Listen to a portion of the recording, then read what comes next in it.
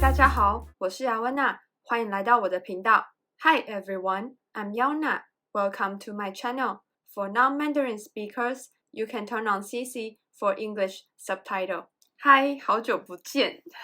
我又染头发了。我有一个觉得上一个发色好无聊哦，然后我本来想要再染一个更浅的颜色。我的头发需要去外面给人家染才能染比较浅色的，因为我背后还有开一个光，所以现在我染的颜色有点看不太出来。今天想要来跟你们分享一个小秘密，就是其实我2个大门牙是假的。我的2个大门牙是全瓷冠，那全瓷冠的话，它其实是牙冠。你在找资料的时候也会看到它是牙套、假牙。有些时候你会听到别人说我有戴牙套啊，那其实是矫正器，就是它会在你的牙齿上粘一颗一颗的，然后拉紧，让你的牙齿排列整齐，所以其实不是戴牙套。一开始我咨询医生的时候，我也是有点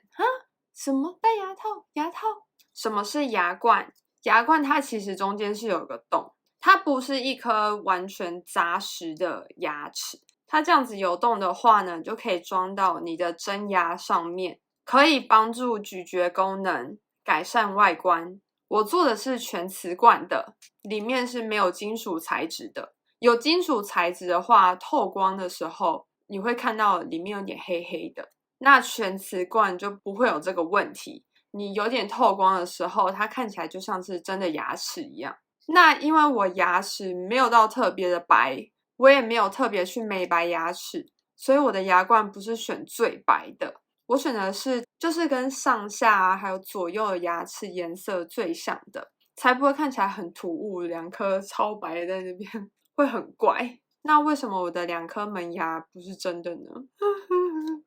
这个故事就是我小时候非常的愚蠢，因为我小时候换完牙之后呢，我就是有一次在吃午餐的时候，左右2边搁一张桌子，然后我就撑在上面，然后我就这样子在那边晃，我就是边吃东西，然后边这样子前后晃，然后呢一不小心我就摔倒了。其实我有点不太记得我是怎么摔倒的，但是我跟我妈讲说我是先膝盖这样子，然后再这样子往前倒下来，然后就是去磕到，不知道是磕到我的嘴巴还是磕到我的下巴这样子。我有点不太确定我是这样跌倒，还是我其实就直接这样子破盖，反正就是我磕到我的牙齿了。然后那时候我就把食物吐出来，然后就看到我把我的牙齿也吐出来了，然后我那时候真的有种我闯大祸的感觉。我2个大门牙就是靠内的地方被各刻掉一个角落，所以我2颗牙齿站在一起的时候就很像一个拱门。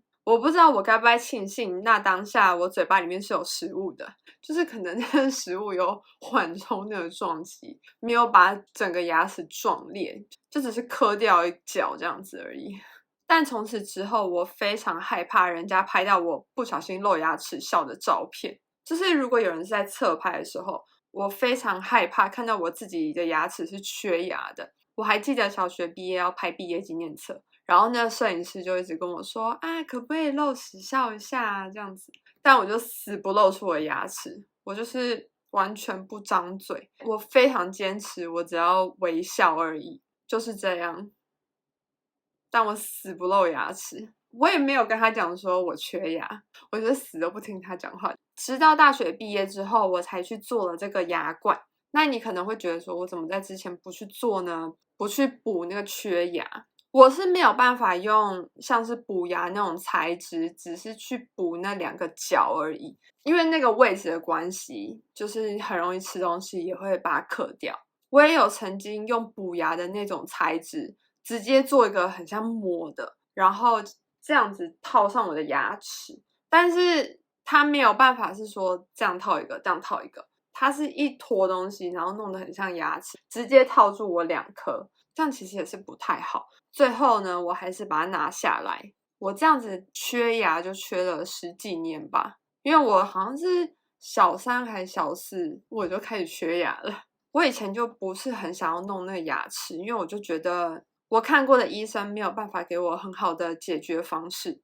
在大学的时候，我有给另外一个牙医评估过他有什么其他的办法，他那时候就先帮我弄齿模啊，然后照光，他就跟我说我是咬合不正。通常正常的牙齿上排跟下排是有点交错的，那我以前上下排并没有什么交错，我就是大概是这样子。然后那时候那个医生就跟我说，这样的情况下，我装了牙冠的话，我下排牙齿会一直这样子，我在咬东西啊，下排牙齿会一直这样子去顶到牙冠，然后牙冠就很容易受损，就会撑不久。他那时候的建议是说，我先矫正下排牙齿。那如果我要更快速一点的话，我要打骨钉啊，就是要先把我的咬合不正先矫正好了，才能装牙冠。然后，但那时候我就觉得，哦天呐，好痛哦！我不想要受这个苦。我其实不想要去拉动我任何的牙齿，因为我觉得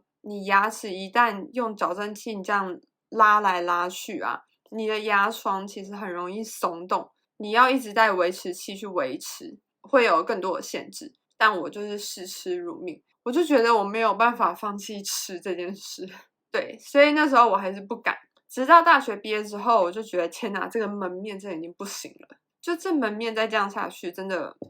不是一个办法。那时候我就有发现，我左边的大门牙有一点点变黑，它不是那种蛀牙的变黑，它是里面透光的时候你会看到有点黑黑的。我就只好回去给我小时候看过的医生去评估。那医生我大概也是10年没有回去了吧，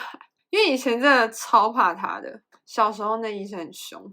但没想到，可能过了10年，那医生整个那个脾气有好转，他变得很佛，他的评价也慢慢的变得很好。医生看完之后就说，可能是神经有问题，可能神经坏死了。他在仔细看了我的牙齿之后呢，他发现说，其实我的大门牙里面，一般正常大门牙应该是这样子嘛，他发现我的大门牙是有点这样子内凹进去的，所以他就说，帮你做全瓷冠的话，就让你有点这样子往外凸出来，用这样子的方式去避开下排的牙齿，这样子就不会去磨损我的新牙冠。我就觉得，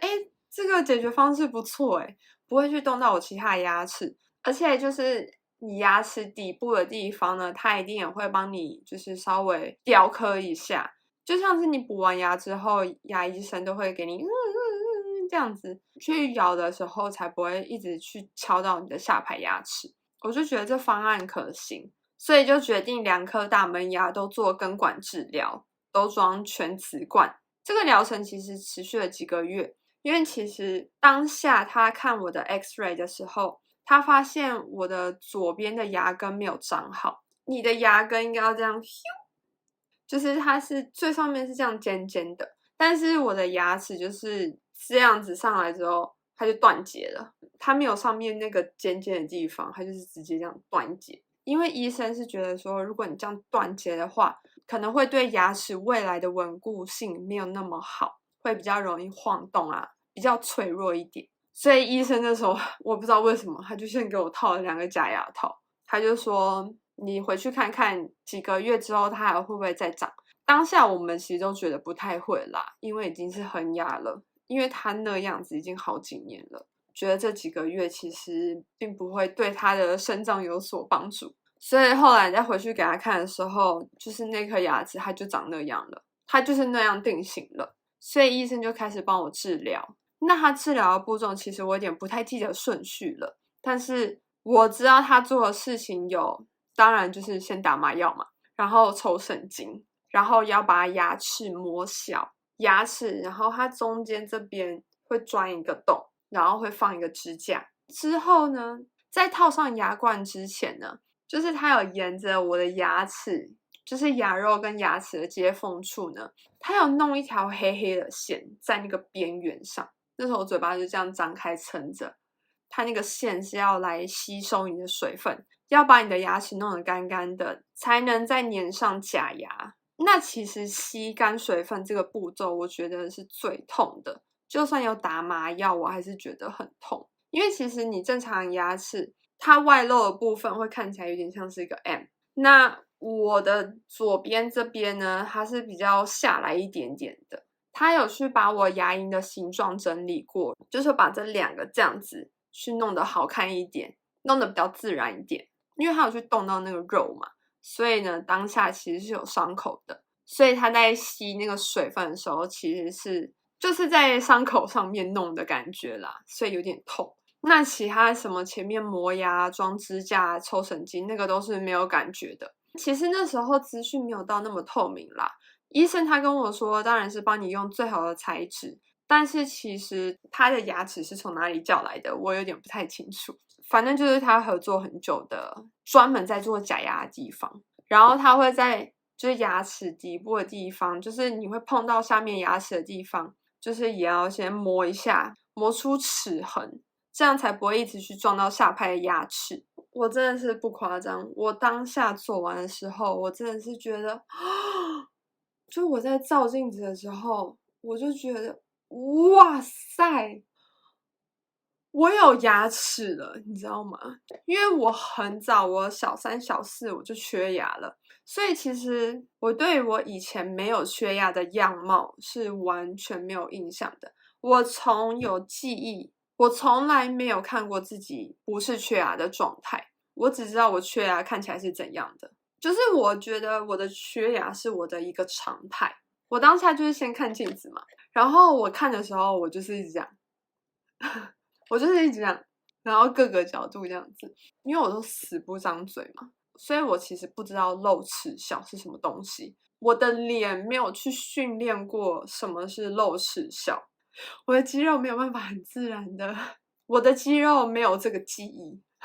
我以前就是死命的用嘴唇包住我的牙齿，我当下还有过了一阵子吧，我真的是无法言语形容我的心情。我没有办法形容这对我的自信心是有多么大的帮助。而且你看，其实我其他牙齿也没有动，我也没有去垫下巴什么什么什么的，就是那个可以张口的感觉，好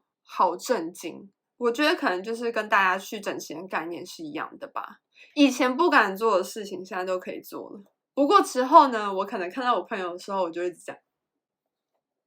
我的朋友们也都说没有发现。因为他们其实以前都没有注意过我的牙齿，但之后呢，我就有学会怎么露齿笑，就是弄得很像那种半圆形的样子，就是两边这样子尖尖的，然后嘴巴下面是一个弧线，是只露上排牙齿。真的是非常开心，我有去弄这个牙齿。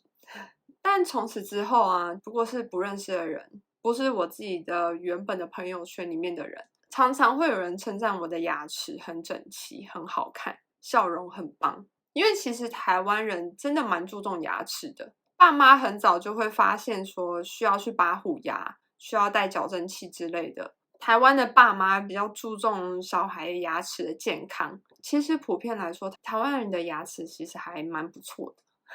那我真的非常建议有缺牙的人可以去做。现在牙医都很友善了，这种接触人的服务业都必须要很专业、很友善，要很好亲近才行。但是就算牙医还是很友善，但是我知道还是很多人非常非常害怕看牙齿。当然，你可以去咨询。你可能就是趁你去洗牙的时候去咨询一下，每次洗牙去咨询不同的医生，因为你不是咨询完当下就可以做嘛，你一定是去排疗程啊，排时间，就跟整形一样。那你在咨询的当下，你就知道说这医生跟你合不合得来，他有没有好好去跟你解释步骤，让你去真的能去接受治疗这件事。你可以去选会真的好好跟你解释步骤的牙医，而不是就是那种很想要打发你啊，或者只是想要赚你的钱。你会知道说他是真的有用心来治疗你的门面，或者是也可以看他的作品集啊，去看他的评价，就是你大概先了解一下他的医术。如果在台北的人可以私讯我诊所的名称，因为这支影片我没有在帮我的牙医打广告。如果有需求的人，我就私下跟你们讲。我觉得有牙齿的人生，整个就是哇，整个对我的外貌至少有变好一半吧。就是10几年来没有缺牙的人生，我真的是非常非常的没有自信，因为我就不会露齿笑嘛，那我就没有办法正常发挥我的脸部表情。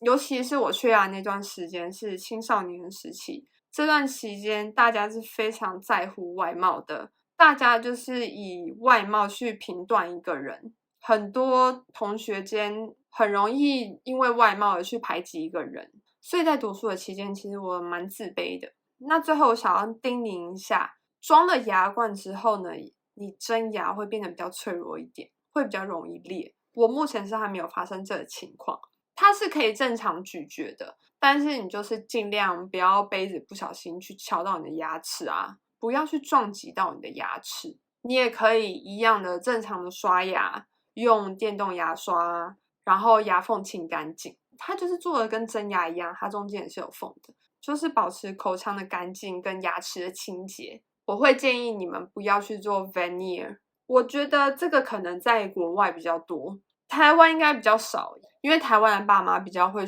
从小就会发现小孩的牙齿需要去矫正什么的。但是如果你们可能是看影片看到人家的牙齿看起来好白啊，好整齐啊，我也要去做那个 veneer， 就是那一个把你的牙齿每一个牙齿，或者是把你前面8颗，然后全部都磨小，然后戴假牙套这样子。这样其实就非常伤牙齿，因为你牙齿其实根本没有什么问题啊，你可能是咬合不正、排列不整齐而已，你就是直接去把你的牙齿磨掉，戴假牙套。因为假牙套这个东西你还是会磨损，所以我可能未来之后，可能40岁的时候，或者是30几岁的时候，我可能就要再去换我的假牙套。所以我会建议大家，你牙齿真的没什么问题，就不要去破坏它，老了会后悔。就是花冤枉钱啦。最后，我想要感谢我大学碰到的女牙医，虽然她的医术不是最顶尖的，但是她真的非常的有耐心。他在帮我洗牙、帮我补牙的时候，他都会跟我说：“一下下就好了，很快很快。”然后他会跟我说他进行到哪个步骤啦，很快就好了。他也不会去强迫你做任何你觉得会很痛、会很不舒服的事情，因为他的原因让我对看牙齿有好感，自动的定期回去洗牙。因为他的原因让我养成照顾牙齿的好习惯。这个女牙医在高雄。如果你们有兴趣去找他咨询的话，也可以私讯我。好啦，那今天就到这里，那我们下个礼拜见，ciao。